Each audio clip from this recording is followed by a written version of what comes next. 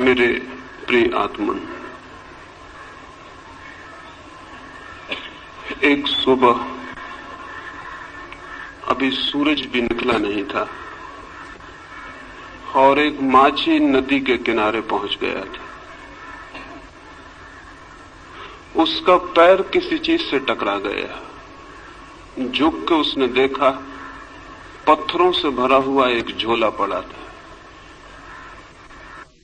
उसने अपना जाल किनारे पर रख दिया। वो सुबह सूरज के उगने की प्रतीक्षा करने लगा। सूरज उग आए, वो अपना जाल फेंके और मछलियां पकड़े। वो जो झोला उसे पड़ा हुआ मिल गया था जिसमें पत्थर, वो एक एक पत्थर निकाल के शांत नदी में फेंकने लगा। सुबह के सन्नाटे में उन पत्थरों की गिरने की छपाक की आवाज सुनता, फिर दूसरा पत्थर फेंकता। धीरे धीरे सुबह का सूरज निकला, रोशनी हुई। तब तक उसने झोले के सारे पत्थर फेंक दिए थे, सिर्फ एक पत्थर उसके हाथ में रह गया।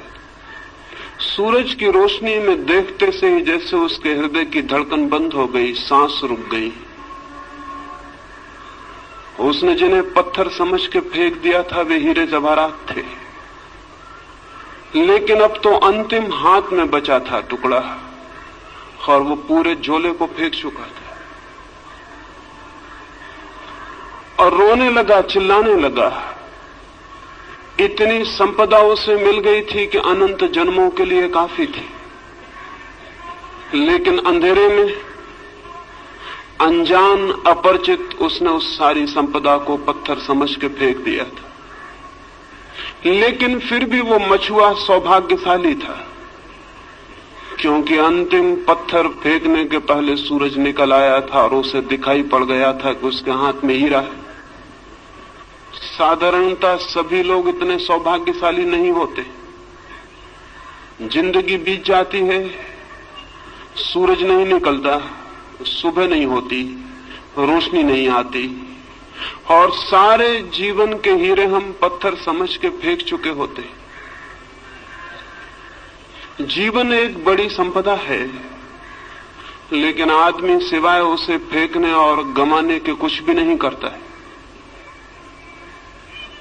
जीवन क्या है ये भी पता नहीं चल पाता और हम उसे फेंक देते।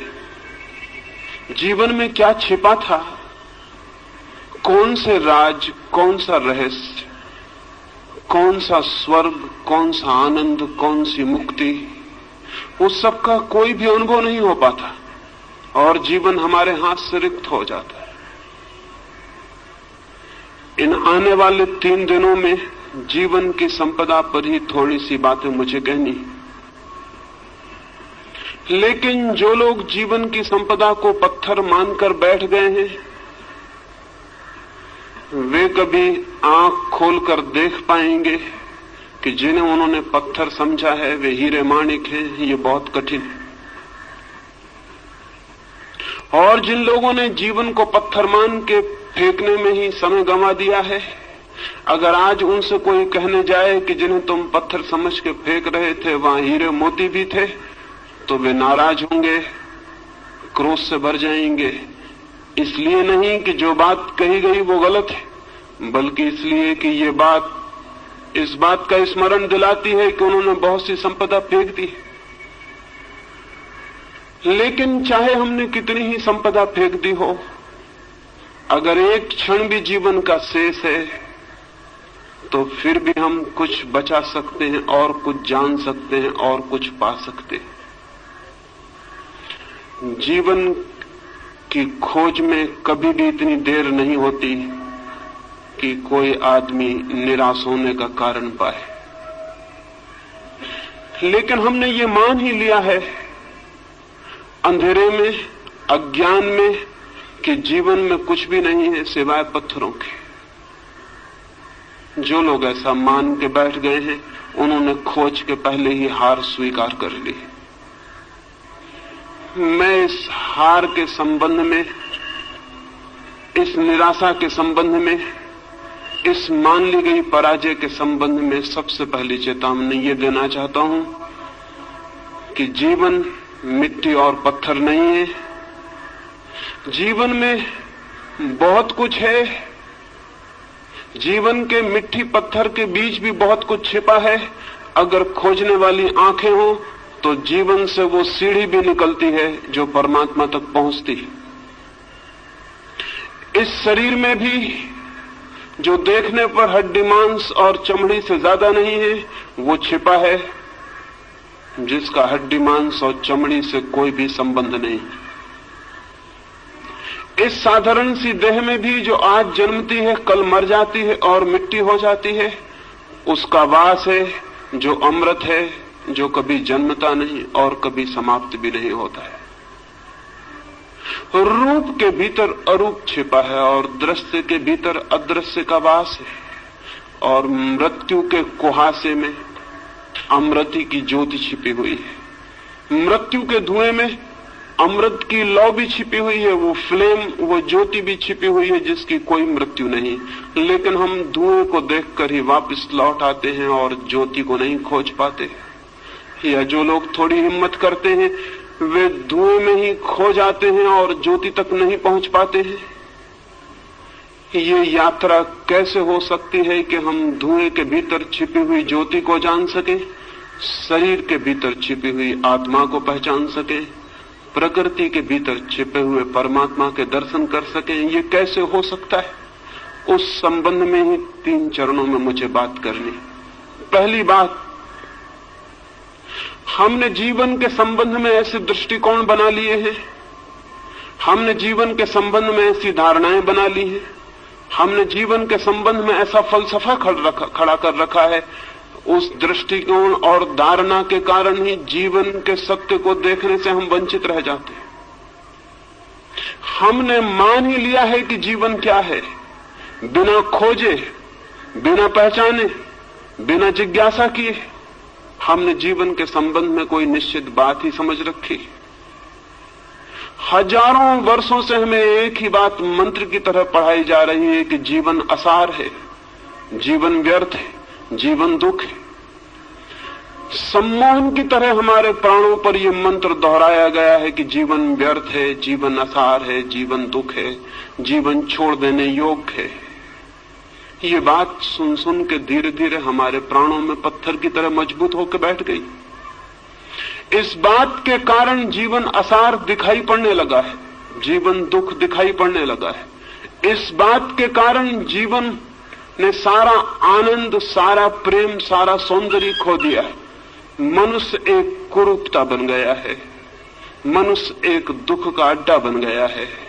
और जब हमने ये मान ही लिया है कि जीवन व्यर्थ है, असार है, तो उसे सार्थक बनाने की सारी चेष्टा भी बंद हो गई हो तो आश्चर्य नहीं। अगर हमने ये मान ही लिया है कि जीवन एक कुरूपता है तो उसके भीतर सौंदर्य की खोज कैसे हो सकती? और अगर हमने ये मान ही लिया है कि जीवन सिर्फ छोड़ देने योग्य है, तो जिसे छोड़ ही देना है उसे सजाना, उसे खोजना, उसे निखारना, इसकी कोई भी जरूरत नहीं है। हम जीवन के साथ वैसा व्यवहार कर रहे हैं जैसा कोई आदमी स्टेशन पर विश्रामालय के साथ व्यवहार करता है, वेटिंग रूम के साथ व्यवहार करता है। वो जानता है कि क्षण भर हम इस वेटिंग रूम में ठहरे हुए हैं, क्षण भर बाद छोड़ देना है। इस वेटिंग रूम से प्रयोजन क्या है, अर्थ क्या है? वो वहां मूंगफली के छिलके भी डालता है, पान भी थूक देता है, गंदा भी करता है और फिर भी सोचता है मुझे क्या प्रयोजन है, क्षण भर बाद मुझे चले जाना है। जीवन के संबंध में भी हम इसी तरह का व्यवहार कर रहे हैं। जहां से हमें क्षण भर बाद चले जाना है वहां सुंदर और सत्य की खोज और निर्माण करने की जरूरत क्या है? लेकिन मैं आपसे कहना चाहता हूं, जिंदगी जरूर हमें छोड़ के चले जाना है, लेकिन जो असली जिंदगी है उसे हमें कभी भी छोड़ने का कोई उपाय नहीं। हम ये घर छोड़ देंगे, ये स्थान छोड़ देंगे, लेकिन जो जिंदगी का सत्य है वो सदा हमारे साथ होगा, वो हम स्वयं हैं। स्थान बदल जाएंगे, मकान बदल जाएंगे, लेकिन जिंदगी हमारे साथ होगी, उसके बदलने का कोई उपाय नहीं। और सवाल ये नहीं है कि जहां हम ठहरे थे उसे हमने सुंदर किया था, जहां हम रुके थे वहां हमने प्रीतिकर हवा पैदा की थी, जहां हम 2 क्षण को ठहरे थे वहां हमने आनंद का गीत गाया था। सवाल ये नहीं है कि वहां आनंद का गीत हमने गाया था। सवाल यह है कि जिसने आनंद का गीत गाया था उसने भीतर आनंद के और बड़े संभावनाओं के द्वार खोल लिए। जिसने उस मकान को सुंदर बनाया था उसने और बड़े सौंदर्य को पाने की क्षमता उपलब्ध कर ली।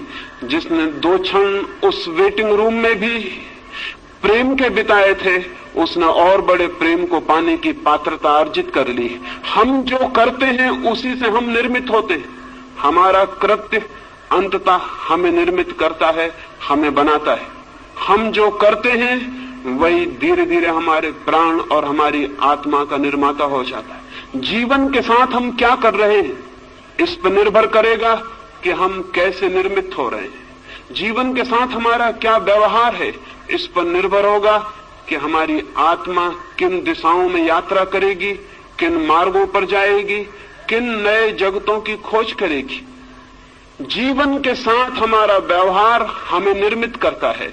ये अगर स्मरण हो तो शायद जीवन को असार व्यर्थ मानने की दृष्टि हमें भ्रांत मालूम पड़े, तो शायद हमें जीवन को दुखपूर्ण मानने की बात गलत मालूम पड़े, तो शायद हमें जीवन से विरोधी रुख अधार्मिक मालूम पड़े। लेकिन अब तक धर्म के नाम पर जीवन का विरोध ही सिखाया गया है। सच तो यह है कि अब तक का सारा धर्म मृत्युवादी है, जीवनवादी नहीं। उसकी दृष्टि में मृत्यु के बाद जो है वही महत्वपूर्ण है, मृत्यु के पहले जो है वो महत्वपूर्ण नहीं। अब तक के धर्म की दृष्टि में मृत्यु की पूजा है, जीवन का सम्मान नहीं। जीवन के फूलों का आदर नहीं, मृत्यु के कुम्हला गए, जा चुके, मिट गए फूलों की कब्रों की प्रशंसा और श्रद्धा है। अब तक का सारा धर्म चिंतन करता है मृत्यु के बाद क्या है, स्वर्ग मोक्ष। मृत्यु के पहले क्या है उससे आज तक के धर्म को जैसे कोई संबंध नहीं रहा। और मैं आपसे कहना चाहता हूं, मृत्यु के पहले जो है अगर हम उसे ही संभालने में असमर्थ हैं तो मृत्यु के बाद जो है उसे हम संभालने में कभी भी समर्थ नहीं हो सकते। मृत्यु के पहले जो है अगर वही व्यर्थ छूट जाता है तो मृत्यु के बाद कभी भी सार्थकता की कोई गुंजाइश, कोई पात्रता हम अपने में पैदा नहीं कर सकेंगे। मृत्यु की तैयारी भी इस जीवन में जो आज पास है, मौजूद है, उसके द्वारा करनी। मृत्यु के बाद भी अगर कोई लोक है तो उस लोक में हमें उसी का दर्शन होगा जो हमने जीवन में अनुभव किया है और निर्मित किया है। लेकिन जीवन को भुला देने की, जीवन को विस्मरण कर देने की बात ही अब तक कही गई। मैं आपसे कहना चाहता हूं, जीवन के अतिरिक्त न कोई परमात्मा है, न हो सकता है। मैं आपसे ये भी कहना चाहता हूं, जीवन को साध लेना ही धर्म की साधना है और जीवन में ही परम सत्य को अनुभव कर लेना मोक्ष को उपलब्ध कर लेने की पहली सीढ़ी। जो जीवन को ही चूक जाता है वो और सब भी चूक जाएगा, ये निश्चित है। लेकिन अब तक का रुख उल्टा रहा है। वो रुख कहता है जीवन को छोड़ो, वो रुख कहता है जीवन को त्यागो। वो ये नहीं कहता कि जीवन में खोजो, वो ये नहीं कहता कि जीवन को जीने की कला सीखो, वो ये भी नहीं कहता कि जीवन को जीने के ढंग पर निर्भर करता है कि जीवन कैसा मालूम पड़ेगा। अगर जीवन अंधकारपूर्ण मालूम पड़ता है तो वो जीने का गलत ढंग है। यही जीवन आनंद की वर्षा भी बन सकता है अगर जीने का सही ढंग उपलब्ध हो जाए। धर्म को मैं जीने की कला कहता हूं, वो आर्ट ऑफ लिविंग है। धर्म जीवन का त्याग नहीं, जीवन की गहराइयों में उतरने की सीढ़ियां हैं। धर्म जीवन की तरफ पीठ कर लेना नहीं, जीवन की तरफ पूरी तरह आंख खोलना है। धर्म जीवन से भागना नहीं, जीवन को पूरा आलिंगन में लेने का नाम है। धर्म है जीवन का पूरा साक्षात्कार। यही शायद कारण है कि आज तक के धर्म में सिर्फ बूढ़े लोग ही उत्सुक रहे हैं। मंदिरों में जाएं, चर्चों में, गिरजाघरों में, गुरुद्वारों में, और वहां वृद्ध लोग दिखाई पड़ेंगे। वहां युवा दिखाई नहीं पड़ते, वहां छोटे बच्चे दिखाई नहीं पड़ते। क्या कारण? एक ही कारण है, अब तक का हमारा धर्म सिर्फ बूढ़े का धर्म है, उन लोगों का धर्म है जिनकी मौत करीब आ गई, और अब जो मौत से भयभीत हो गए हैं और मौत के बाद के चिंतन के संबंध में आतुर हैं और जानना चाहते हैं कि मौत के बाद क्या है। जो धर्म मौत पर आधारित है वो धर्म पूरे जीवन को कैसे प्रभावित कर सकेगा? जो धर्म मौत का चिंतन करता है वो पृथ्वी को धार्मिक कैसे बना सकेगा? वो नहीं बना सका। 5000 वर्षों की धार्मिक शिक्षा के बाद भी पृथ्वी रोज अधार्मिक से अधार्मिक होती चली गई। मंदिर है, मस्जिद है, चर्च है, पुजारी हैं, पुरोहित हैं, सन्यासी हैं, लेकिन पृथ्वी धार्मिक नहीं हो सकी है और नहीं हो सकेगी, क्योंकि धर्म का आधार ही गलत है। धर्म का आधार जीवन नहीं है, धर्म का आधार मृत्यु है, धर्म का आधार खिलते हुए फूल नहीं है, कब्रें हैं। जिस धर्म का आधार मृत्यु है वो धर्म अगर जीवन के प्राणों को स्पंदित न कर पाता हो तो आश्चर्य क्या है? जिम्मेवारी किसकी है? मैं इन 3 दिनों में जीवन के धर्म के संबंध में ही बात करना चाहता हूं और इसलिए पहला सूत्र समझ लेना जरूरी है। और इस सूत्र के संबंध में आज तक छिपाने की, दबाने की, भूल जाने की सारी चेष्टा की गई है, लेकिन जानने और खोजने की नहीं। और उस भूलने और विस्मृत कर देने की चेष्टा के दुष्परिणाम सारे जगत में व्याप्त हो गए। मनुष्य के सामान्य जीवन में केंद्रीय तत्व क्या है? परमात्मा, आत्मा, सत्य नहीं। मनुष्य के प्राणों में, सामान्य मनुष्य के प्राणों में, जिसने कोई खोज नहीं की, जिसने कोई यात्रा नहीं की, जिसने कोई साधना नहीं की, उसके प्राणों की गहराई में क्या है? प्रार्थना, पूजा? नहीं, बिल्कुल नहीं। अगर हम सामान्य मनुष्य के जीवन ऊर्जा में खोज करें, उसकी जीवन शक्ति को हम खोजने जाएं, तो न तो वहां परमात्मा दिखाई पड़ेगा, न पूजा, न प्रार्थना, न ध्यान, वहां कुछ और ही दिखाई पड़ेगा। और जो दिखाई पड़ेगा उसे भुलाने की चेष्टा की गई है, उसे जानने और समझने की नहीं। वहां क्या दिखाई पड़ेगा? हम आदमी के प्राणों को चीरें और फाड़ें और वहां खोजें। आदमी को छोड़ दें, अगर आदमी से इतर जगत की भी हम खोजबीन करें तो वहां प्राणों की गहराइयों में क्या मिलेगा? अगर हम एक पौधे की जांचबीन करें तो क्या मिलेगा? एक पौधा क्या कर रहा है? एक पौधा पूरी चेष्टा कर रहा है नए बीज उत्पन्न करने की। एक पौधे के सारे प्राण, सारा रस नए बीज इकट्ठे करने, जन्मने की चेष्टा कर रहा है। एक पक्षी क्या कर रहा है? एक पशु क्या कर रहा है? अगर हम सारी प्रकृति में खोजने जाएं तो हम पाएंगे सारी प्रकृति में एक ही क्रिया जोर से प्राणों को घेर कर चल रही है, और वो क्रिया है सतत सृजन की क्रिया, वो क्रिया है क्रिएशन की क्रिया, वो क्रिया है जीवन को पुनरुज्जीवित नए नए रूपों में जीवन देने की क्रिया। फूल बीज को संभाल रहे हैं, फल बीज को संभाल रहे हैं। बीज क्या करेगा? बीज फिर पौधा बनेगा, फिर फूल बनेगा, फिर फल बनेगा। अगर हम सारे जीवन को देखें तो जीवन जन्मने की एक अनंत क्रिया का नाम है। जीवन एक ऊर्जा है जो स्वयं को पैदा करने के लिए सतत संलग्न है और सतत चेष्टाशील। आदमी के भीतर भी वही है। आदमी के भीतर उस सतत सृजन की चेष्टा का नाम हमने सेक्स दे रखा है, काम दे रखा है। इस नाम के कारण उस ऊर्जा को एक गाली मिल गई, एक अपमान। इस नाम के कारण एक निंदा का भाव पैदा हो गया। मनुष्य के भीतर भी जीवन को जन्म देने की सतत चेष्टा चल रही है। हम उसे सेक्स कहते हैं, हम उसे काम की शक्ति कहते हैं। लेकिन काम की शक्ति क्या है? समुद्र की लहरें आकर टकरा रही हैं।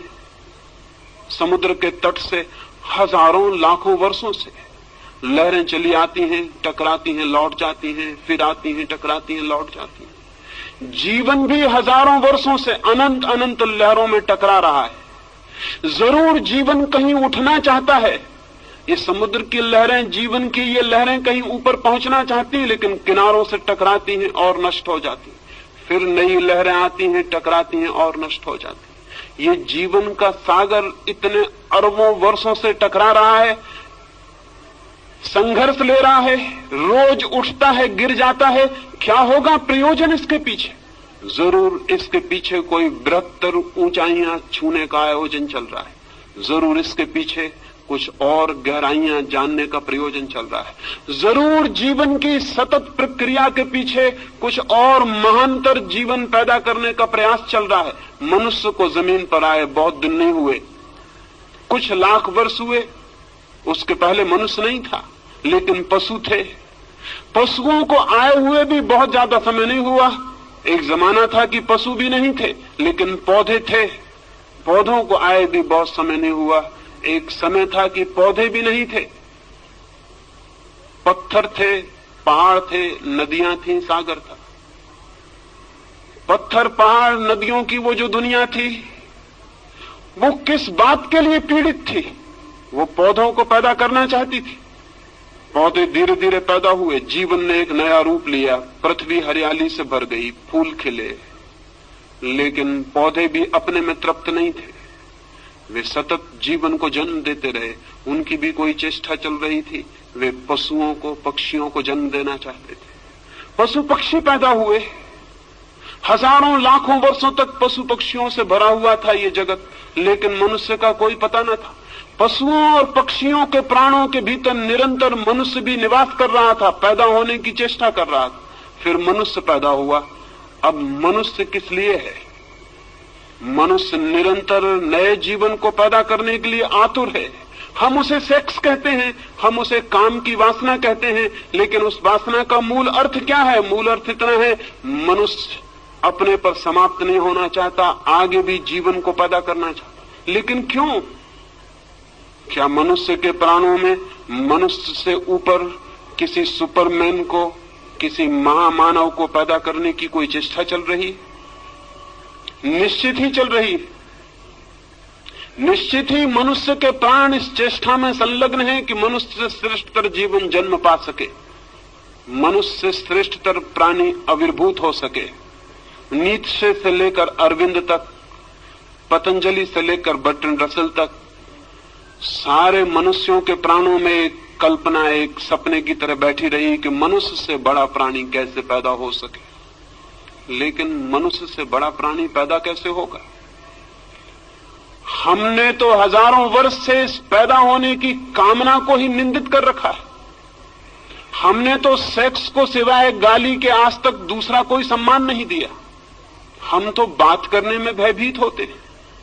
हमने तो सेक्स को इस भांति छिपा के रख दिया है जैसे वो है ही नहीं, जैसे उसका जीवन में कोई स्थान नहीं है।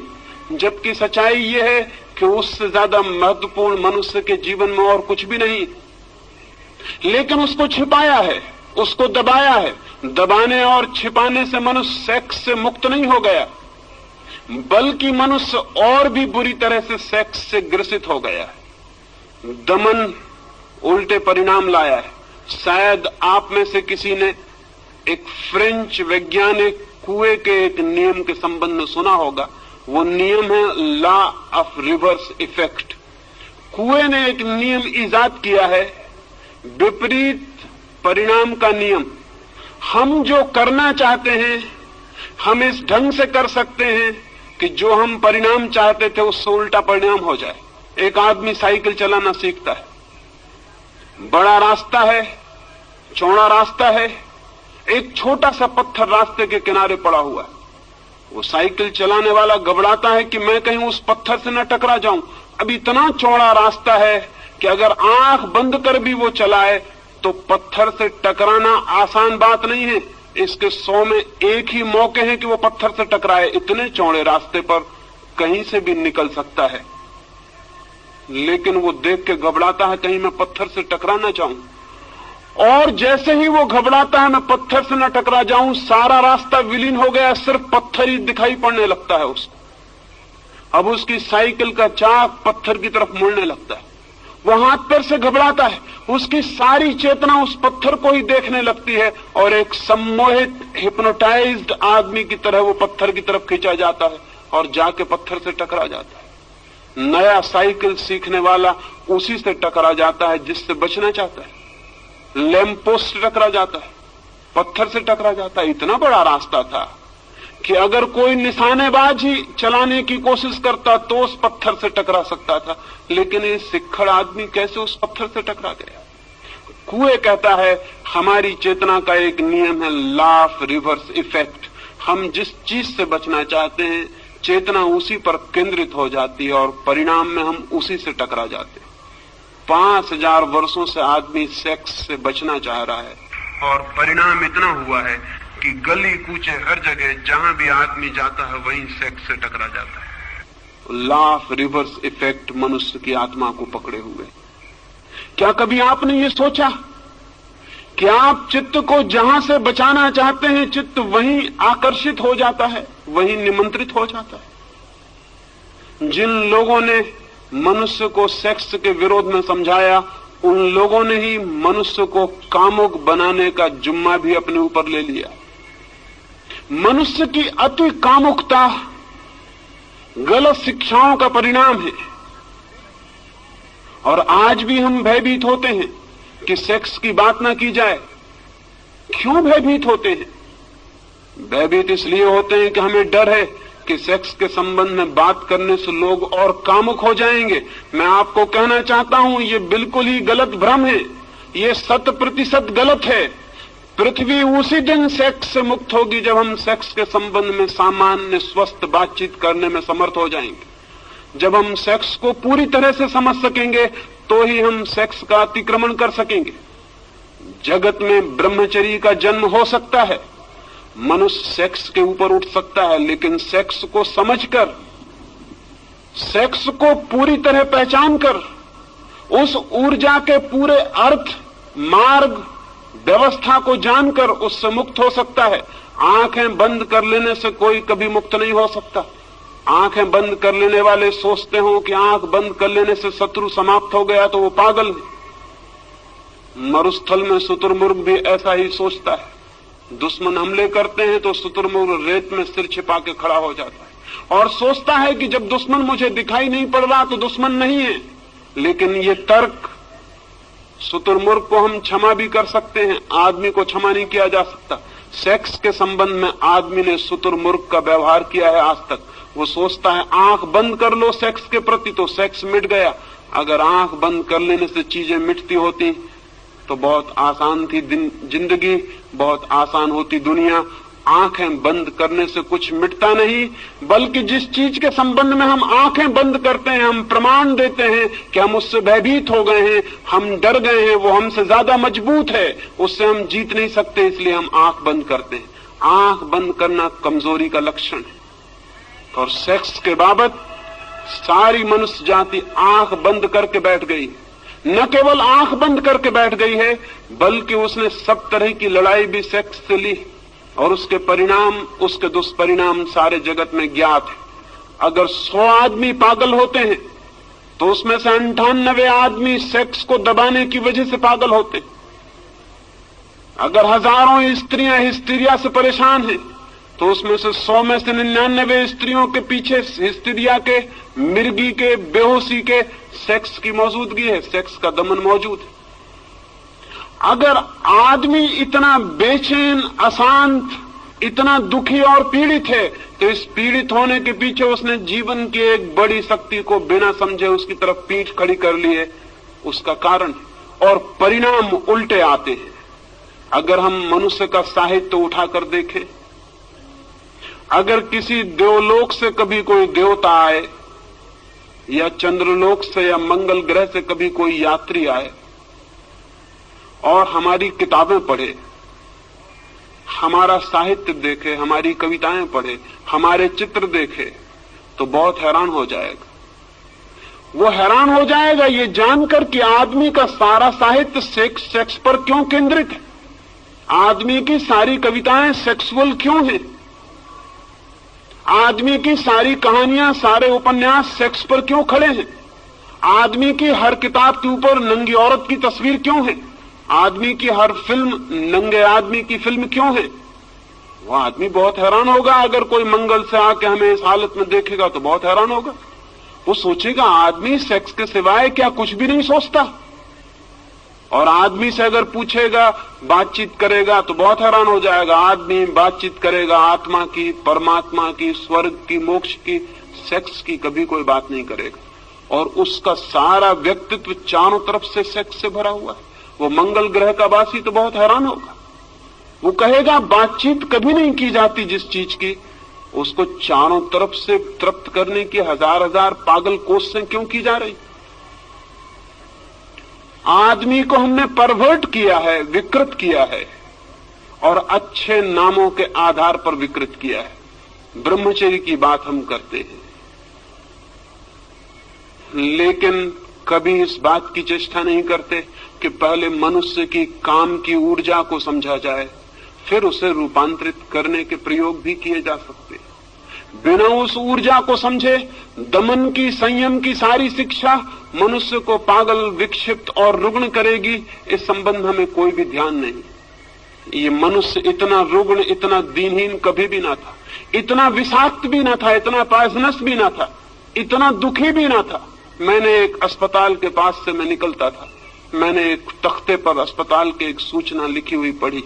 लिखा था उस तख्ते पर, एक आदमी को बिच्छू ने काटा, उसका इलाज किया गया, वो 1 दिन में ठीक होकर घर वापस चला गया है। एक दूसरे आदमी को सांप ने काटा था, उसका 3 दिन में इलाज किया गया, वो स्वस्थ होकर घर वापस लौट गया है।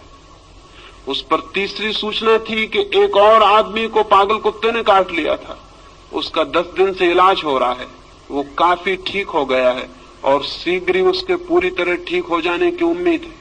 और उस पर एक चौथी सूचना भी थी कि एक आदमी को एक आदमी ने काट लिया था, उसे कई सप्ताह हो गए, वो बेहोश है और उसके ठीक होने की भी कोई उम्मीद नहीं। मैं बहुत हैरान हुआ, आदमी का काटा हुआ इतना जहरीला हो सकता है।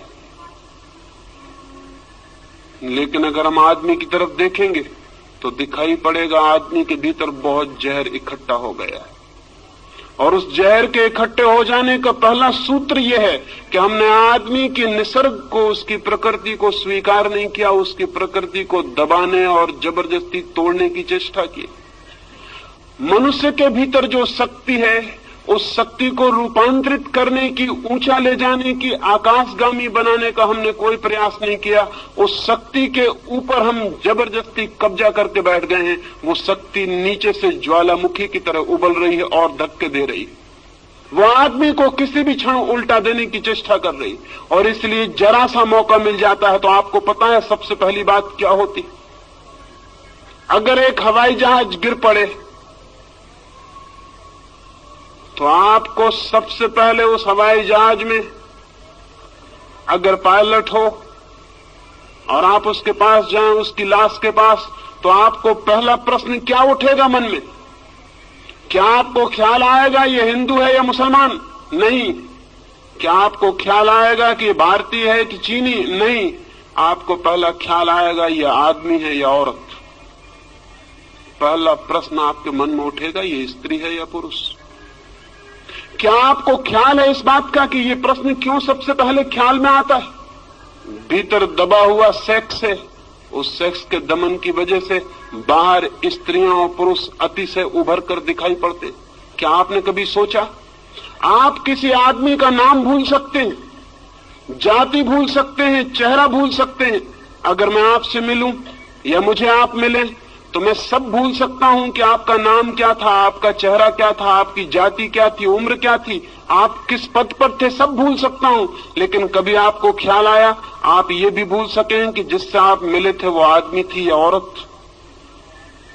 कभी आप भूल सके इस बात को कि जिससे आप मिले थे वो पुरुष है या स्त्री? कभी पीछे ये संदेह उठा मन में कि वो स्त्री है या पुरुष?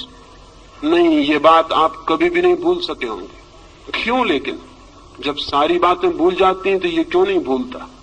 हमारे भीतर मन में कहीं सेक्स बहुत अतिशय होकर बैठा है, वो 24 घंटे उबल रहा है, इसलिए सब बात भूल जाती है लेकिन ये बात नहीं भूलती। हम सतत सचेष्ट हैं। ये पृथ्वी तब तक स्वस्थ नहीं हो सकेगी जब तक आदमी और स्त्रियों के बीच ये दीवार और ये फासला खड़ा हुआ है।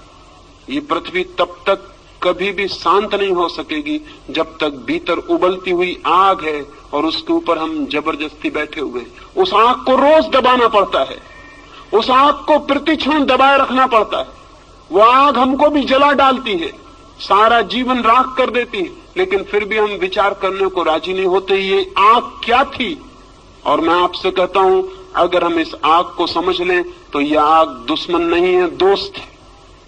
अगर हम इस आग को समझ लें तो यह हमें जलाएगी नहीं, हमारे घर को गर्म भी कर सकती है सर्दियों में, और हमारी रोटियां भी पका सकती है, और हमारी जिंदगी के लिए सहयोगी और मित्र भी हो सकती है। लाखों साल तक आकाश में बिजली चमकती थी, कभी किसी के ऊपर गिरती थी और जान ले लेती थी। कभी किसी ने सोचा भी ना था कि एक दिन घर में पंखा चलाएगी ये बिजली, कभी ये रोशनी करेगी अंधेरे में, ये किसी ने सोचा नहीं था। आज वही बिजली हमारी साथी हो गई। क्यों? बिजली की तरफ हम आंख मूंद के खड़े हो जाते तो हम कभी बिजली के राज को न समझ पाते और न कभी उसका उपयोग कर पाते, वो हमारी दुश्मनी बनी रहती। लेकिन नहीं, आदमी ने बिजली के प्रति दोस्ताना का भाव बरता, उसने बिजली को समझने की कोशिश की, उसने प्रयास किए जानने के, और धीरे धीरे बिजली उसकी साथी हो गई। आज बिना बिजली के क्षण भर जमीन पर रहना मुश्किल मालूम होगा। मनुष्य के भीतर बिजली से भी बड़ी ताकत है सेक्स की। मनुष्य के भीतर अणु की शक्ति से भी बड़ी शक्ति है सेक्स की। कभी आपने सोचा लेकिन ये शक्ति क्या है और कैसे हम इसे रूपांतरित करें? एक छोटे से अणु में इतनी शक्ति है कि हिरोशिमा का पूरा 1 लाख का नगर भस्म हो सकता है। लेकिन क्या आपने कभी सोचा कि मनुष्य के काम की ऊर्जा का एक अणु एक नए व्यक्ति को जन्म देता है? उस व्यक्ति में गांधी पैदा हो सकता है, उस व्यक्ति में महावीर पैदा हो सकता है, उस व्यक्ति में बुद्ध पैदा हो सकते हैं, क्राइस्ट पैदा हो सकता है, उससे आइंस्टीन पैदा हो सकता है और न्यूटन पैदा हो सकता है। एक छोटा सा अणु एक मनुष्य की काम ऊर्जा का एक गांधी को छिपाए हुए, गांधी जैसा विराट व्यक्तित्व जन्म पा सकता है। लेकिन हम सेक्स को समझने को राजी नहीं, लेकिन हम सेक्स की ऊर्जा के संबंध में बात करने की हिम्मत जुटाने को राजी नहीं। कौन सा भय हमें पकड़े हुए है कि जिससे सारे जीवन का जन्म होता है, उस शक्ति को हम समझना नहीं चाहते? कौन सा डर है, कौन सी घबराहट है? मैंने पिछली बंबई की सभा में इस संबंध में कुछ बात की थी तो बड़ी घबराहट फैल गई। मुझे बहुत से पत्र पहुंचे कि आप इस तरह की बातें मत कहें, इस तरह की बात ही मत करें। मैं बहुत हैरान हुआ कि इस तरह की बात क्यों न की जाए। अगर शक्ति है हमारे भीतर तो उसे जाना क्यों न जाए, उसे क्यों न पहचाना जाए? और बिना जाने पहचाने, बिना उसके नियम समझे हम उस शक्ति को और ऊपर कैसे ले जा सकते हैं? पहचान से हम उसको जीत भी सकते हैं, बदल भी सकते हैं, लेकिन बिना पहचाने तो हम उसके हाथ में ही मरेंगे और सड़ेंगे और कभी उससे मुक्त नहीं हो सकते। जो लोग सेक्स के संबंध में बात करने की मनाही करते हैं, वही लोग पृथ्वी को सेक्स के गड्ढे में डाले हुए हैं, ये मैं आपसे कहना चाहता हूं। जो लोग घबराते हैं और जो समझते हैं धर्म का सेक्स से कोई संबंध नहीं, वे खुद तो पागल हैं ही, वो सारी पृथ्वी को भी पागल बनाने में सहयोगी हो रहे हैं। धर्म का संबंध मनुष्य की ऊर्जा के ट्रांसफॉर्मेशन से है। धर्म का संबंध मनुष्य की शक्ति को रूपांतरित करने से। धर्म चाहता है कि मनुष्य के व्यक्तित्व में जो छिपा है वो श्रेष्ठतम रूप से अभिव्यक्त हो जाए। धर्म चाहता है कि मनुष्य का जीवन निम्न से उच्च की एक यात्रा बने, पदार्थ से परमात्मा तक पहुंच जाए। लेकिन ये चाह तभी पूरी हो सकती है हम जहां जाना चाहते हैं उस स्थान को समझना उतना उपयोगी नहीं जितना उस स्थान को समझना उपयोगी है जहां हम खड़े हैं, क्योंकि वहीं से यात्रा शुरू करनी पड़ती। सेक्स है फैक्ट, सेक्स जो है वो तथ्य है मनुष्य के जीवन का, और परमात्मा अभी दूर है। सेक्स हमारे जीवन का तथ्य है। इस तथ्य को समझ के हम परमात्मा के सत्य तक यात्रा कर भी सकते हैं, लेकिन इसे बिना समझे 1 इंच आगे नहीं जा सकते। कोल्हू के बैल की तरह इसी के आसपास घूमते रहेंगे, इसी के आसपास घूमते रहेंगे। मैंने जो पिछली सभा में कुछ बातें